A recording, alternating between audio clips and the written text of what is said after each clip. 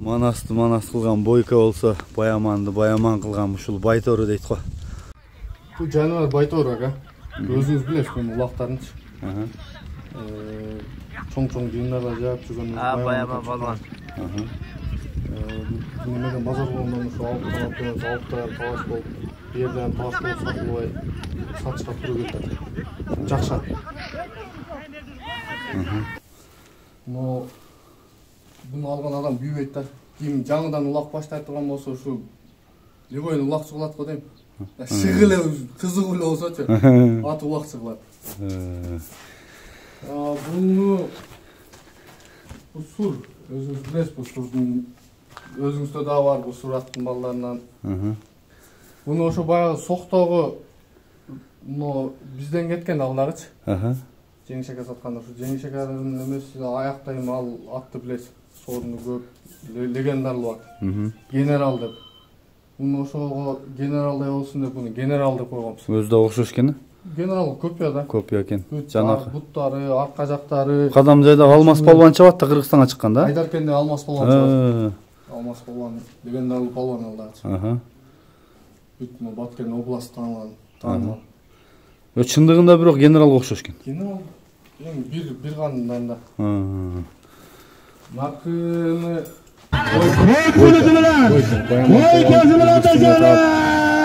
жакшы ийгиликтер жаткан аталчы. Быйыл үйдөн арыгыраак келип калды. Бул ушунча эле болбосо. Баяман буну Өзбекстанга чейин барып чаап келип турган аты. Чаап келип турган аты. Азыр турганы ушу Карабачатта эле турат, бирок азыр турганда уйлай эле турат. Минсең башка. Ток мингенден зерик койдук. Жаллабат болона. Көкартка келдим достор, Көкартка жанагы Сузак районунун жогорку зонасы. Мыкты аттар көп чыккан жерлерибиздин бири. Бул кородо, бул сарайда 3 ат бар экен. Кыргыздын мыкты аттары десек болот экен. Мына ушул көрүнүп турган тор атты улак аябай жакшы деп атат. Баяман палван чаап жүргөн биздин видеолорубузда дагы видеолору бар. Андан кийин бир сурбуш асы бар экен, өспүрүм. Ушул жердеги сураттын уругу жана Кочон палвандын аттарына тектеш. Андан сырткары бойка деген Өзбекстанга кирип чабылып келген мыкты ат бар экен. Ушул аттарды мен сиздерге тартып тааныштырайын деп келип калдым. Баяман палвандын аттары, баямандын да видеолорун коебуз. Ушундай эл ичинде болгон мыкты аттарды сиздерге тартып берген аракет кылабыз. Класстан басып, катталып каналды колдой кеттиңиздер. Мүмкүн болсо жакшы сөз жаза кеттиңиздер. Асын көрсөтүп берейин. Көрсөтчү асын. Ат жошат вообще. Мен алганда 3 асый деп алгам да. Уже 4 асый болуш керек. Бизде мен 3 асый деп алгам. Ат ушуна ошо улактан бери турган үчүн ага кичине баскан эле тербейин болуп кетти. Жашат. Мындай жолу. Ол деле таза. Форматыйга кетишемес жок.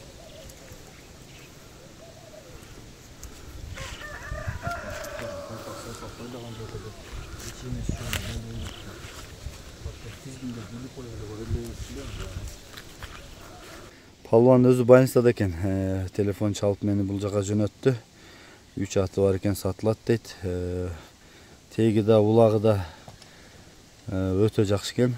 Анда эмесе Баямандын агасы спонсору десек болот, артында Нурсултан турат. Ошол бул аттарды азыр четинен тааныштырып берет. Анда эмесе азыр айтып өткөндөй Баямандын агасы Нурсултан өзү бул аттар тууралуу маалымат берсин. Нурсултан, ассаламу алейкум да бир жолу. Алейкум ассалам. Бул жакшы аттарды сатууга чыгарайын деп атпсың. Бир четинен тааныштырайлы. Быйыл өзү быйыл алганбыз бардык. Ушу 3 ат, күрөң атты 2 жыл болду алган. Булар жаңы алынган аттар бары. Ушу Баяман улак жакшы чаап, өздөштүрүшүндө чабап калгандан ушу 3 ат кылып берейин деп 3 ат кылып бергем. Ушу салмак чапсын деп. Ошол бул атты тааныштырсак, ушу өзүбүздүн Комсомолдон көк ат бар. Толкун деген агабыздын сураты бар. Ошо сураттын баласы.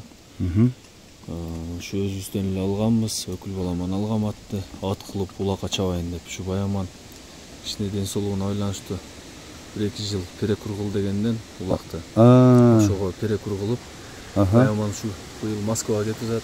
Уже ушу сентябрдан аз больницада чыкса эле, сентябрдан ушу Москвага кетет. Ошого баардык аттарды, бээлери бар, аларды сатып, ошого баягы каяктан техника алып берген аттык эле, ошого сатып атабыз аттар. Өзү аттарды сатпай, муну бүйүргө коюп, кулун алып, ушу чаптырып, атагын чыгарып, эме кылайлы деп ой менен алганбыз, жакшы ойлор менен. Баягы ойлогон ойду кыстаган турмуш жеңет дегендей. Ушу болуп, ушу сатканга туура келип атат.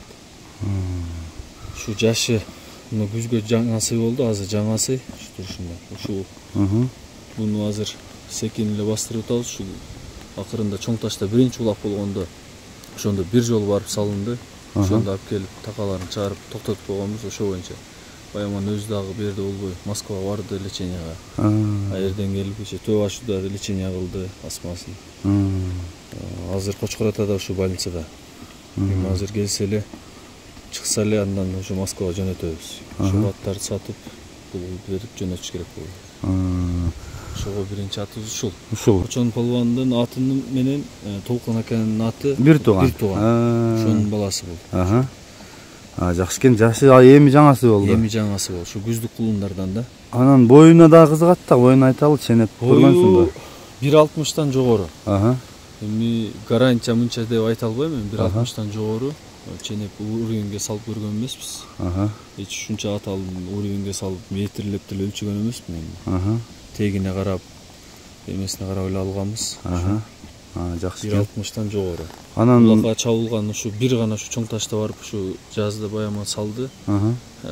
Аралатып 3-4 жолу эле салды, өтө кыйнабай эми жашат да. Мунун чабыла турган мезгилдери эми келет. Ошондон бери эле турат. Жок, жашат. Бирде баягы Москвага кеткенден бери ушу апам эле карап атат ушу эки атты. Берки бүйүрдөн кармап келген бир ат бар ал кече. 10 күн, 15 күндөн бери ал кошулду. Жакшы экен, анда быйыл анда берди эле туруптур, айгырга деле коюлуп атыптыр быйылча. Бүйүргө койбодук. Бүйүргө коюлсак жаштык кылып иштеме болду, анан кийин кайра кармап туруп алган Бойка деген ат бар эле, ошону кое берип буларды алып алганбыз. Ден соолугу кандай? Азык кылайлы деп ушу. Ден соолугу, ичип жеши бардыгы таза. Ден соолугу Кудайга шүгүр жакшы эле. Жакшы экен. Эч эмес жок, айыбы жок. Анда эмесе мен азыр атты жакындан да тартып келем. Анан ага чейин Нурсултандын баасы айтылабы? Баасын ушу $13.000 деп атабыз. Келсе сүйлөшөбүз, минип көрсүн, атты көрсүн, сураштырсын. Бар жогу далили менен да? Бардыгы далили менен. Жакшы экен, мен азыр жакындан тартып келейин дагы, анан дагы маалымат улайлы. Туяктары төбөленген эмес. Туягы таза деп эми азыркы гиннен чыга турган атыбыз бар, эми туяктары төбөлене берип улакта калбай таза жери жок, анын эми төбөленген да көбүнчө. Бул эми чабылбаган белгиси, төбөленген эмес да улак. Ошон үчүн буттары таза. Ичип жеши жакшы. Баягы 4 казыгы таза дейт го, ошондой 4 казыгы өзүнө ылайыкталган. Жакшы экен. Мен анда жакындан тартып келейин, Мен жакындан тартып берейин бул сураттын баласын. Дөөгө булай жаман чоңго. Белди кара. Көз тийбесин. Кыргызда ушундай кыйын аттар, жакшы аттар көп боло берсин.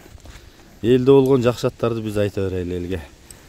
Мынакей жакындан кабагын, жаагын, кулак башын тартып берейин. Төшүнө Орлов дейсиң го, көрсөң, Польша дейсиң, тилеге. Кыргыз дебесе керек эч ким, жаман чоң экен, жакшы экен. Ушундай аттар көп болсун. Соору, бели карышты, туяктары. Бул Баямандагы 1-2 жылдан бери жакшы результат кылып атты эле, жакшы чабып атты эле. Баямандын видеолору бар, бизде тартылган. Ошолорду кошуп өтөбүз. Жигит жаш, Кудай кааласа 1-2 жылда кайра улакка кайтса, нар жагына чапса деле жетсе керек. Мына ушул ат экен. Тилек чаткактарында тартып көрсөттү эле, жогорураак бастырайын. Болду, кайта беребиз. Күнгө чагылып көрүндүбү билбедим, бирок чоң экен, билгеним эле. Жоон бар экен. Biz anda bundan keyinki attın маалыматын беребиз. Биринчи сураттын баласы тектүү кыргыз жылкысы ушул болду. Ата теги, агалары көпчүлүк тааныса керек. Чурка канаттар. Анда бул экинчи аттын маалыматын баштай берелүү, Нурсултан. Ооба, бул экинчи атыбыз Базар Оргондун Алык дегенден Жөрө деген жездемен алгам. Бул ошо булам атасы атактуу Торат деген бар болчу. Тайлак балбанга Тайлак деген бар го, төшкүчтөн. Барашылыктан ошого сатылган. Канча миң долларга сатып, анан Алапкага, ал Тайлакка Алапкага сатып, Өзбекстанга кайра алапкалыктар алып келип, кайра өзү алып келген. Ошонун баласы үйүргө коюп, шундан 2 кулун алган, бириси ушу. Ошо жездемен алгам. Улагы, үйүрү бардыгы жаш. Жарайт, улакам жарайт, үйүргө да жарайт. Базы балдары бар. Ошо эме жездемде. Барып көрүп келдим, кунан экен. Өзүнө окшош. Каны таза жакшаттардан мындай. Таза кыргыз жылкысы да. Азыр мындан мурунку чыгарган деле, бул деле ушу кыргыз жылкылардан. Бул улакка чабылып жүргөн. Бул даярат. Баягы улакка бир жаңы үйрөнүп аткандар алса, ошо үйрөнө турган. Баяман ушу алган былтыр июльда алып келгем, июнда. Ошондон бери менде былтыры быйыл кугазык болду. Кугазык деп коет, кугазык го. Ошо кугазык деп ошо жерде былтыр күздө, кышта улак, акыркы улакта токтоткон ошол эле боюнча турат үйдө. Анда буну суутуп эле улакка чапса баары даяр экен да? Суутуш керек, улакка чабыш керек. Улакта белдүү ат. Эч ушу чейин ушу былтыр улактарда баяман чабат, мен чабатпайм деле. Ушу келип бардык улагында көрүп аттым. Эч жерде жыгылбады. Жакшы белдүү ат. Сай десе сайданап чыгат. Барганы кандай, түз кесип барабы? Ооба, барганы. Анын улактары бар баяман өзү чапкан. Сизге азыр видеолорун жөнөтсө, сизде деле болсо керек ушу жерде тартканда. Баягы алып чыккан видеолору бар. Сизде YouTube'дан көрдүм эле. Улактары жакшы. Анан бул жон тораттын боюну көз өлчөмгө боюн деле билбейм. Ушу аябай айтып кеттим го. Эч аттарды боюн деле өлчөгөн эмеспиз да. Бою эмеси улагына кызыгып, бул жездемдин аркасынан 4 ай жүрдүм, бериң мага бериң деп, сатпайм деп жүрүп акырын сатты. Былтыр июнда алып келип. Ошондон бери менде. Улагы жок улагына. Буттары таза эмес, ушу тебеленген. Пайпак байласа деле азыр тебелет экен да. Жаңы такаланганы бар экен, башкасы тебелеп, буттары бир тебеленгендери көп. Ошо улактын белгиси болсо керек ал. Чабылган. Жакшы. Бирок өтө жоон экен чындыгында. Анда бул тораттын баасын айтасыңбы, канча? 10 000 доллар деп атам. 10 000 доллар. Бул жерде былтыр бир ошо алып эле келгенде бул жерде кичине сүйлөшүп, сурашып эме болушкан. Барпыда Чубак дегенден кызыгып аркасынан ошо жээнимен ошо атты алып бер деп. Эми сураган ат ушул ат. Бир жерде сода болгон 700 миңге берген эмеспиз, эми бул баяман өзү чабат депчи. Эч сата турган ой жок болчу. Шарт ушундай болуп калды. Сатылып атат. Эми улакка чаба турган адам, балбан болбосо багып бирөөгө апарып сап бергишем азыр. Бирөөнүкү бирөөдөй чабып салат. Баяман өзү жок болгонуна чаппайм дегенден сатып атабыз. 700 миңге сода болгон берилген эмеспин бир былтыры. Алып келгенден кийин. Жакшы экен. Анда мен жанынан дагы Чубак дагы билет бу боюнча, Чубак билет. Анан Бакай экелер билет. Канжагадагылар. Бул аттын видеолору менен баяман жана келип, сорун алып чыгып, баягы дуа берген жерлери да болуш керек. Мен видеолоруман тапсам кошуп коемун. Топто жүргөн жерлерин тапсам да кошуп коем. Анда мен атты барып жакындан тартып дагы көрсөтүп берейин алуучуларга. Манасты манас кылган Бойко болсо, баяманды баяман кылган ушул байтору дейт го. Анда мен байторуну жакындан тартып берейин. Бирок жанына келсең деле мындай күчү сезилет аттын. Энергиясы аябай көп экен. Кабагы, жагы Tanосу, маңдайы. Жанагындай нак өзүбүздүн кыргыз жылкы жанагындай. Чыдамкай палван дейби, эмне деп коет. Сынчылар болсо жазып өтсө болот. Төшү, көкүрөгү, мойну азысын чыгарып турат, көрүп атасыңар оозун ачканда. Бизде жанагындай элдик канал болгон үчүн 2 4 ачыш анча туура эле болсо керек деп көп ача бербейм ооздоруну. Анан өзүңөр дагы келгенде көрүп билип аласыңар. Буяктагы артык туяктары, санети, кабырга каршыты, соору дегендей алдыңкы туяктары. Бирок сразу чабам деген баланын аты экен да, Тилек. Ошо соору Баймандайм, ушу калган кылды.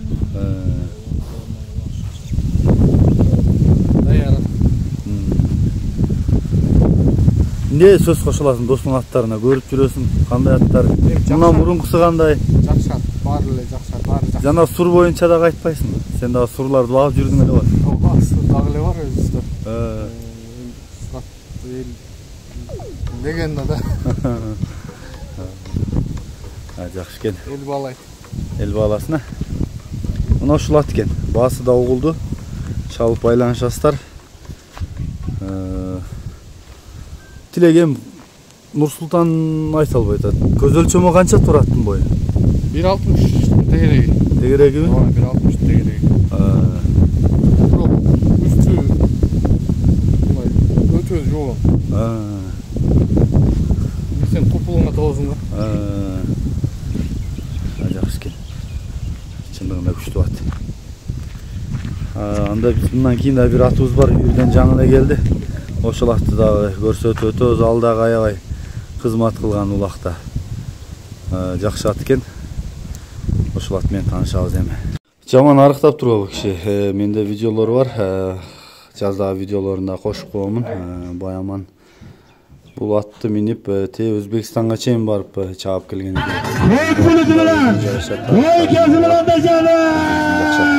Анда эмесе ат ээси бул атты дагы четинен тааныштырып берсин. Кайман атты Бойка бул. Бул ат менен Баяман Өзбекстанга кирип чыгып, Өзбекстанга барып чапкан ат ушул. Атты Бойка деп коебуз. Бойка менен Өзбекстанга барып сорун алган сорундары бар. Бул эми быйыл бээде жүрдү, 15 токтой турган бээде. Калтатай 25 башта жүрдү общий. Ошолорду үйүрү жакшы, аябай жакшы экен үйүр. Азыр жылкыларды үйүрү менен баарын сатабыз дегенге мундагы эми үйүргө деп атканбыз. Үйүрү жакшы азыр. Ошо быйыл дагы өзү көрдүңүз, чөп дагы начар болду. Чамгыр жабады, тоодо чөп жок. Ошон үчүн өтө арып келди. Ошого кармап 10 күн же болуп калды кичине. Өзүнө келип калды. Бул дагы ошо өзүнө жараша улагы эмеси бар. Жакшы ат. Ошо Баяман Өзбекстанда чапкан эмелери жүрөт интернетте, ошолордон да алып коюп койсоңуз болот. Бул азыр арыктыгын көрүп алып, эмне кеселби деп ойлошум. Үйүргө ат коюп жүргөндөр түшүнөт да. Быйылкы аттар баары эле арык келип атат. Ошо. Жакшы экен. Анда бул аттын жашын дагы айтып коелу, ден соолугун айтып коелу, толугураак маалымат кылып коелу. Мунун жашы 5 асый. Бою канча чыгат эч билбедим, точно канча чыкканын билбейбиз. 65 тегереги болсо керек. Тилек көрчү. 77 да. 77? Şu жигитке чейин алсаңар болот, көз өлчөмгө. Ошондой жакшы. Жош жакшы ат бул. Буту ден соолугу жакшыбы? Тоолу таза бар. Бул ушу өлөнгөн жерлери бар, туяктары. Баары жакшы, ден соолугу жакшы. Салганын жейт. Азыр будай менен эми будайды көптүрүп берип атабыз, эми баштады.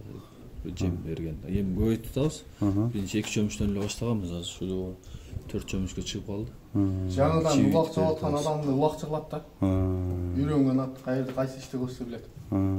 Камчысы жок, тизгин менен кирет бул, тизгин менен. Мында ошону Архангелде барганда ошо чаап эме болот, салып тизгин менен кирет. Жакшы экен. Анда Бойканын баасы канча иним? Бойканын баасы бул арзаныраак эле айтабыз, $3,500 деп атабыз. Жакшы экен. Ошолор ошондой чамага эле келген, бул бээ, тай немелерди берип алганбыз. ушу 3,5. Жакшы. Арык болууда, бул арык деле болбосо, калганы бардыгы бар. Улактар. Кайра багып эле быйыл улак аралашса боло берет. Аралаштыра берет, эчтек болот. Болсо болот. Жакшы экен. Бул да жакшы вариант. Ат издеген ат сүйүүчүлөрүнө мен жакындан тартып өтөйүн атты. Анан дагы улайбыз маалыматын. Эми 5 асый дедик, 5 асый. Аха. Мына чыбыр аралап калды тиги бу десе, эмне дейсиз элек? Жок, өзү 5 асыйдан кийин уже ат чарып алса болот да. Менин билишимче, башкалар деле жаза кетсин, немесинчи, жашын 5 асый да. Аха. Жакшы экен. Анда мен 4 асый деп алгам муну алганда өзүчө. жаксарын тартып берейин. Быйыл жазга 5 асый деген да. Аха. Ат жоонот, аркасына тартып. Алган мен ушу Баяманга ушу бир ат аздык кылат экен деп ушу 3 ат кылам деп ушу 3 ат кылгам. Азыр немелер бар да, өспүрүмдөр, Тикон балдары. Аларам ушу базар орбондон чыккан Тико деген ушу Эрнест жээни болот Тиконун. Өзү биринчи хозяин. Ошонун аты болгон, ал Нокенге сатылып былтыр өлдү окшойт Тико деген. Ошонун балдары да бар. Менде күрөң ат бар эле, күрөң аттын балдары. Ошо быйыл миндеп минге ичке берип койгон, бышты болуп калды. Ал бышты болду. Бышты болуп калды. Ошо Тикого кызыккандар болсо, бардык линиядан эле бар кудай кааласа, линия. Ушу линия угуп эле кетип аткан аркасынан. Ушу комиссарга бейлерди койгом, комиссардын балдарынан пулун алып, үйүр кылып бей кылайын деп. Бойка деп быйыл ошо койгом, кийинки жылдардан ошо Тиконун баласын коем жаңасы деп пландап атканбыз. Ошо алда сатылат алар. Тиконун балдары. Снайпер деп коебуз. Мынакей. Бүт маалыматын уктук достор, чалып айланышыңыздар, кайсыл ат жакса келип көрүңүздөр. Мына 3 ат тең, 2 аттын улагы анык тама экен. Жанакы өтө даңаз алып аттардан Сурат Нуровунан. Бир өспүрүм. Кыскасы аябай жакшы жылкылар. Мен анда номерин калтырайын, чалып айланышасыздар. Көтөрдү окшойт. Тегерет. Пай тешигин пайдан алып тур, молодец. Тегерет. Салды азамат.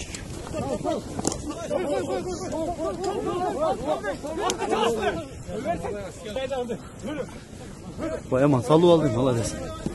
Ай, красава. Кыргыз Республики. Баяман балбан.